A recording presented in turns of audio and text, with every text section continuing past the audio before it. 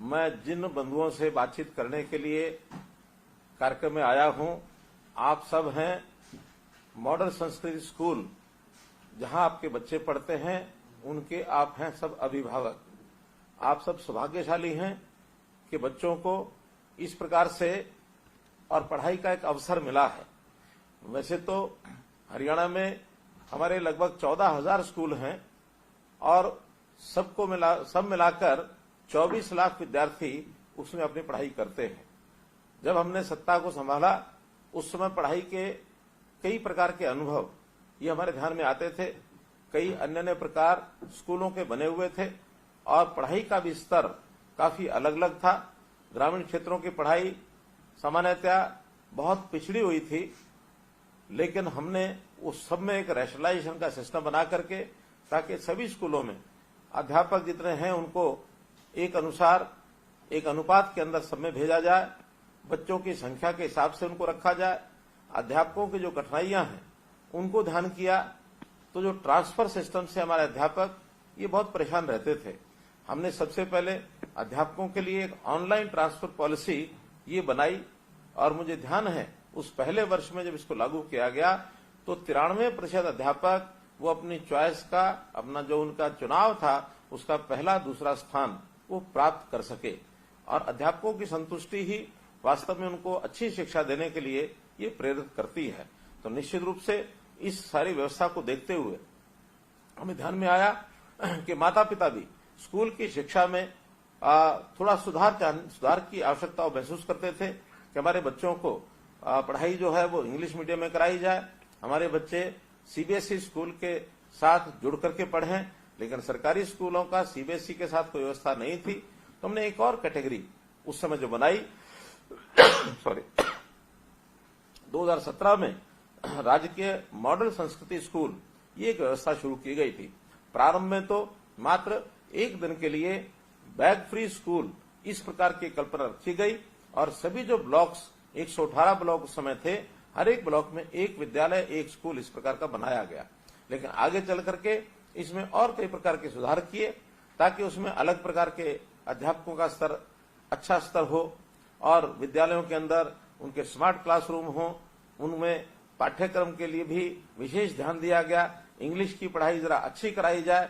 तो ऐसे संस्कृति मॉडल स्कूल ये 1419 संख्या इसकी बनाई गई और कंपैरेटिवली इनकी पढ़ाई का स्तर बाकी स्कूलों से थोड़ा अलग रखा गया। योजना में यही था कि आखिर कुछ स्कूल ऐसे होते हैं जिनके अभिभावकों को हम थोड़ा अगर कहेंगे तो निश्चित रूप से अच्छी पढ़ाई के बदले उनसे कुछ फीस भी चार्ज की जा सकती है। क्योंकि आपको ध्यान में है कि स्कूल की जो विद्यार्थियों का जो बजट है, स्कूली शिक्षा का बजट आज लगभग 17,000 करोड़ रुपया और ये स्कूली शिक्षा का बजट है।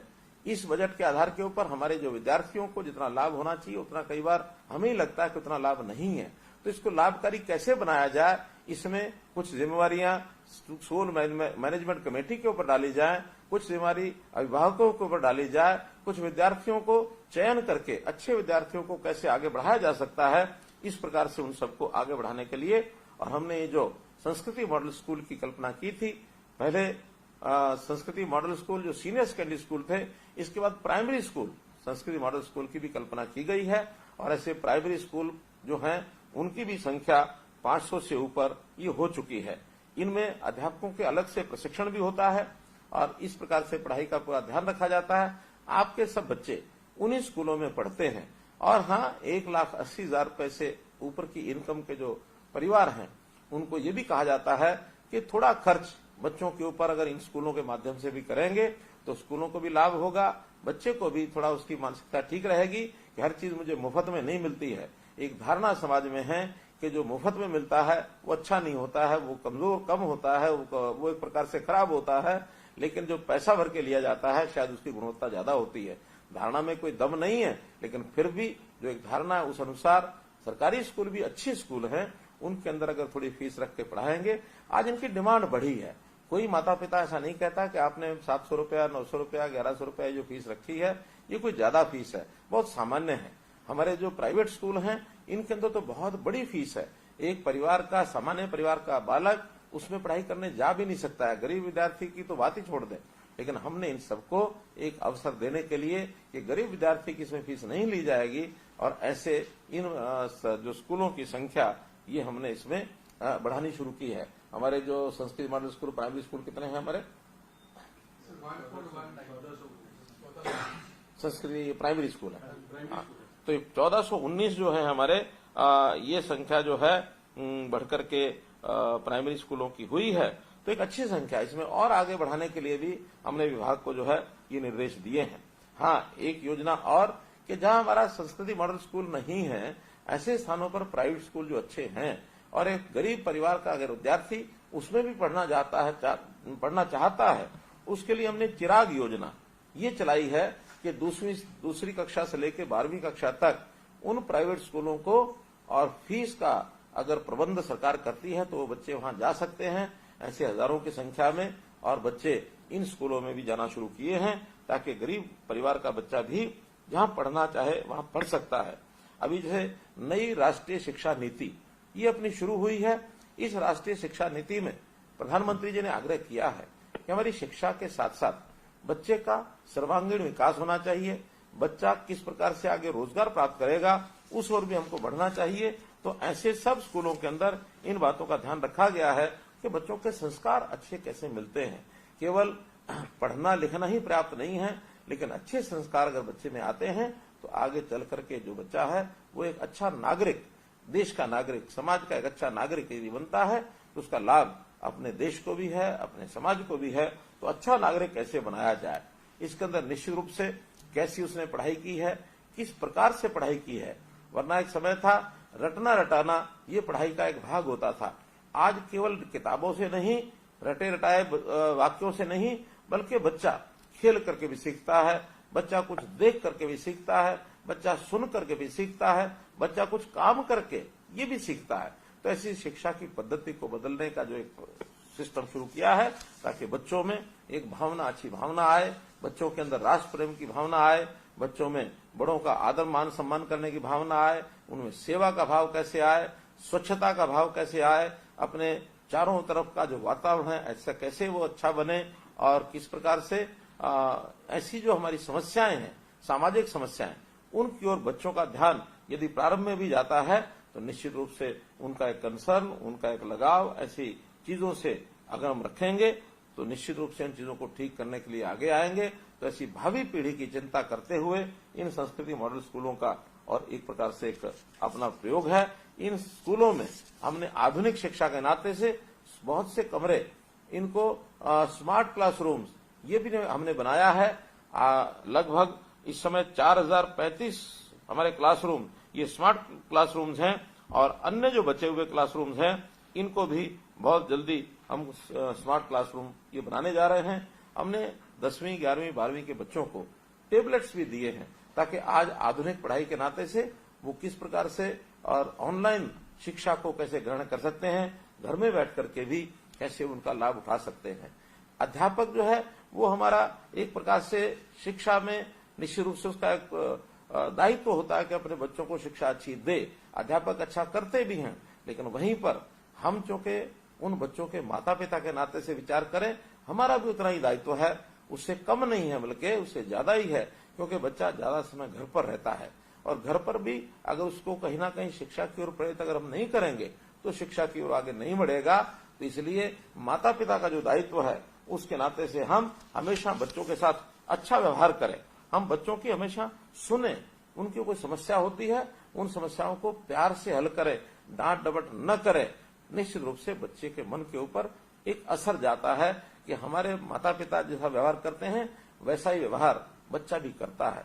एक छोटी कहानी के माध्यम से यदि मैं बताना चाहूं तो एक बार एक माता पिता अपने बच्चों के साथ बैठ करके और थोड़ा देख रहे थे कि बच्चा वो क्या कर रहा है। तो बच्चा बैठ करके एक कागज के ऊपर पेंसिल लेकर कुछ खाने बना रहा था, बड़े बड़े खाने बनाए, और साइड में कोने के ऊपर उसी कागज पर उसने 4 छोटे छोटे खाने भी बनाए। माता पिता ने बड़े उत्सुक होकर के पहले बच्चे की प्रशंसा की कि बहुत बढ़िया ड्राइंग है, बच्चा बहुत अच्छा सीख के आया है। उन्होंने उत्सुकता से पूछ लिया कि बेटा ये बड़े बड़े खाने क्या हैं। तो बेटे ने कहा कि देखिए जब मैं बड़ा होऊंगा तो एक बड़ा सा मकान अपना बनाऊंगा और उस मकान में ऐसे ऐसे सब कमरे बनाऊंगा। एक कमरा मेरा अध्ययन कक्ष होगा, एक मेरा अतिथि कक्ष होगा, एक मेरा शयन कक्ष होगा। जैसा वो अपने घर में देखता था वैसे ही उसने बताया। माता पिता ने पूछा कि अच्छा ये कोने में छोटे छोटे बॉक्स ये क्या बनाए हैं? बच्चे ने बहुत ही एक ऐसे विश्वास के साथ, जैसे बच्चा सब कुछ सीखा हुआ है, उसने कहा कि देखिए जब मैं बड़ा हो जाऊंगा तो मैं इस मकान में रहूंगा और जब आप उसके बाद बूढ़े हो जाएंगे तो आप इन छोटे छोटे जो कमरे हैं ये आपके लिए हैं, आप इसमें रहेंगे। माता पिता ने पूछा कि हमारे लिए छोटे कमरे क्यों बनाए हैं? तो बच्चे ने कहा आज भी तो मेरे दादा दादी वो बहुत छोटे छोटे कमरों में कोने में तो रहते हैं। अगर दादा दादी को उस बच्चे ने देखा है तो वो समझता है, उसको संस्कार ऐसा मिला है कि बड़ा होने के बाद मैं यहाँ रहूंगा और मेरे माता पिता बूढ़े होने के बाद छोटे कमरों में रहेंगे। इसमें से माता पिता को भी ध्यान में आया कि बच्चा किस प्रकार से कैसे सीख जाता है।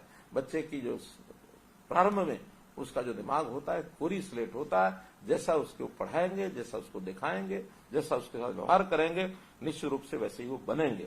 कई बार पढ़ाई के अंदर बच्चे का जो ध्यान होता है वो कम होता है, हम उसको डांटते हैं। बच्चे को पढ़ाई का तरीका ठीक से ज्ञान कराया जाए तो पढ़ेगा। हाँ, कई बार खेल खेल में भी बच्चा जो पढ़ता है उसको खेल के माध्यम से भी पढ़ना चाहिए। कभी कभी वो आदतें उसकी प्रारंभ में बचपन में कुछ बिगड़ने लग जाती हैं, मानो जैसे मोबाइल फोन है, इंटरनेट है, इसका दुरुपयोग करना शुरू करता है। ऐसी चीजों की पाबंदी जरूर रखनी चाहिए, लेकिन जिन चीजों से सीखता है उसके लिए हमको लगाना चाहिए। बहुत माता पिता अपने की बच्चे की परवरिश पर बहुत कई बार पैसा लगाते हैं और कभी कभी तो इतना दबाव बनाते हैं कि बच्चा एक साथ सब कुछ सीख जाएगा और सब ज्ञान लेकर के और सबसे आगे बढ़ जाएगा। ऐसे दबाव में भी बच्चा कई बार विकसित नहीं होता और विकास उसका रुक जाता है। ऐसे एक साथ सब काम करने के तो कई बार अनुभव बहुत खट्टे होते हैं। काम हमेशा शनै शनै क्रम से धीरे धीरे स्टेप बाय स्टेप करते हैं तो बहुत अच्छा काम खड़ा होता है, सफलता मिलती है। इसको भी मैं एक बार एक कहानी के माध्यम से आपके सामने रखना चाहता हूं। हमने शिवाजी महाराज का नाम सुना है। शिवाजी कब एक दिन अपने भटकते हुए या कहें कि शिकार करते हुए जंगलों में राजा जाते ही थे इस प्रकार के, तो छत्रपति शिवाजी एक घूमते हुए सायंकाल देर हो गई, एक गांव में पहुंच गए। उनको प्यास लगी थी, भूख लगी थी। एक गांव में बाहरी किनारे पर बुढ़िया झोपड़े में रहती थी। वो झोपड़ी में गए और कहा माई मुझे प्यास लगी है, मुझे भूख लगी है। आप आतिथ्य सत्कार के नाते से उस बुढ़िया ने उस व्यक्ति को बैठाया। वो नहीं जानती थी ये कौन है। उस व्यक्ति को बैठाया, पानी पिलाया और पानी पिला करके उन्होंने कहा कि आप बैठो, मैं तुम्हारे लिए बढ़िया सी खिचड़ी बना के लाती हूँ। महिला रसोई में गई, उसने खिचड़ी बनाई और ला करके और खिचड़ी परोस दी। शिवाजी ने फटाफट खिचड़ी अपनी थाली में डाली और डाल करके और गरम गरम खिचड़ी खूब गरम थी, जल्दी जल्दी खाने लगे। उनका हाथ जलने लगा, उनका मुंह जलने लगा। बुढ़िया अकस्मात वो क्या कहती है, कहती है ये ऐसी खिचड़ी खा रहा है जैसे शिवाजी खिचड़ी खा रहे हो। अब शिवाजी को तो सुन करके हैरानी हुई कि बुढ़िया ने टिप्पणी कर दी है शिवाजी महाराज खिचड़ी खा रहे हैं, ऐसे खा रहे हैं। उन्होंने कहा कि माई ये बताओ कि आपने क्या कहा है, शिवाजी ऐसे खिचड़ी खाते हैं, आपको क्या पता है? उन्होंने कहा नहीं, शिवाजी खिचड़ी तो नहीं खाते हैं, लेकिन शिवाजी उतावले बहुत हैं। शिवाजी चाहते हैं कि जितने किले हैं एक साथ में जीत लूं। एक साथ किले नहीं जीते जाते हैं, इसी तरह एक एक करके वो जीतेंगे। अगर इस खिचड़ी को भी थाली के किनारों से ठंडा करके खाएंगे तो गर्म भी नहीं लगेगी, भूख भी मिटेगी, संतुष्टि भी होगी। तो ये बात तो मैं भी जानती हूं कि कभी एक साथ एक काम नहीं किया जाता, शिवाजी सफल नहीं हो पाएंगे। शिवाजी ने सुना, आंखें खुली रह गई, उनके चक्षु खुल गए और जब वो गए अपने महल में जाकर के विचार किया, चिंतन किया कि बुढ़िया की बात ठीक थी, तब जाकर के एक एक किला जीतना शुरू किया और बहुत विशाल साम्राज्य शिवाजी ने स्थापित कर लिया। तो यही एक अनुभव की बात कि हम भी कोई दबाव अपने बच्चों पर इतना न बनाएं, एक साथ सब कुछ कर ले। बच्चे का विकास सहज सहज होता है, सीढ़ी दर सीढ़ी एक एक कदम बच्चा आगे बढ़ता है। उसकी चिंतन मनन हमको सबको करना चाहिए। हमारा बालक, हमारा बच्चा एक विद्यार्थी के रूप में जितना आगे बढ़ेगा, विकसित होगा, हमको तो लाभ होगा ही होगा, समाज और देश उसको भी लाभ होगा। तो निश्चित रूप से हम सरकार के नाते ये जो संस्कृति, जितने भी मॉडल स्कूल हैं, इन मॉडल संस्कृति स्कूलों में, चाहे वो हमारे प्राइमरी स्कूल हैं अथवा सीनियर सेकेंडरी स्कूल हैं, उनमें बहुत सी व्यवस्थाएं हमने खड़ी की हैं और भी आगे इसमें बढ़ाना चाहते हैं। हमने एसएमसीज बनाई हैं, स्टेट स्कूल मैनेजमेंट कमेटी, और स्कूल मैनेजमेंट कमेटी इसके जिम्मे लगाया है कि अपने विद्यालय हैं उनका वातावरण कैसे अच्छा हो, उसमें छोटी मोटी कमियां उसको कैसे दूर करें। हमने हर एक विद्यालय की एसएमसी को ये कहा कि वहां पर छोटी छोटी चीजों की व्यवस्थाएं, उसका एक बजट बनाइए, वो वीडियो के माध्यम से आप सरकार को भेजिए, उसके ऊपर 2 लाख, 5 लाख, 10 लाख, 20 लाख, 25 लाख वहां तक खर्च अपने आप करिए। एक सीमा 25 लाख तक किस लिए की है कि अनाप शनाप बिल न बना दें, ताकि हम सब जो एसएमसीज के लोग हैं, जिसमें अभिभावक भी हैं, सब मिलकर के उस विद्यालय की व्यवस्थाएं, मानो विद्यालय को रास्ता वो ठीक जाता कि नहीं जाता है, पक्का है कि नहीं है, उस विद्यालय में पानी पीने का इसकी व्यवस्था है कि नहीं है, शौचालयों की व्यवस्था ठीक है कि नहीं है, वहां स्वच्छता सफाई होती है कि नहीं होती है, वहां की चारदीवारी बनी है कि नहीं बनी है, वहां रंग रोगन हुआ है कि नहीं हुआ है, वहां की बिजली लाइट ठीक है कि नहीं है। ऐसी सामान्य जो इंफ्रास्ट्रक्चर की व्यवस्थाएं हैं, डुअल डेस्क बच्चे जिस पर बैठते हैं, बेंच डेस्क, इसकी व्यवस्था वहां है कि नहीं है। ऐसी सब चीजों को करने के लिए हमारे विद्यालय के जो स्कूल प्रबंध समितियां हैं वो अच्छा काम करेंगी, वातावरण अच्छा होगा, शिक्षा में सहायक होंगे। ये तो इस प्रकार का काम आप कर ही रहे होंगे, नहीं तो आज ही अपने विद्यालय की व्यवस्थाओं को आप संभालिए, इसमें अच्छे काम करिए और बच्चों की पढ़ाई को उनको आगे बढ़ने के लिए प्रेरित करिए। मुझे आपसे इतनी ही बात आज करनी थी। निश्चित रूप से आपके कोई भी सुझाव अगर अच्छे होंगे उसके अनुसार हम काम करेंगे, मैं आपको विश्वास दिलाता हूं। बहुत बहुत धन्यवाद, बहुत बहुत आभार।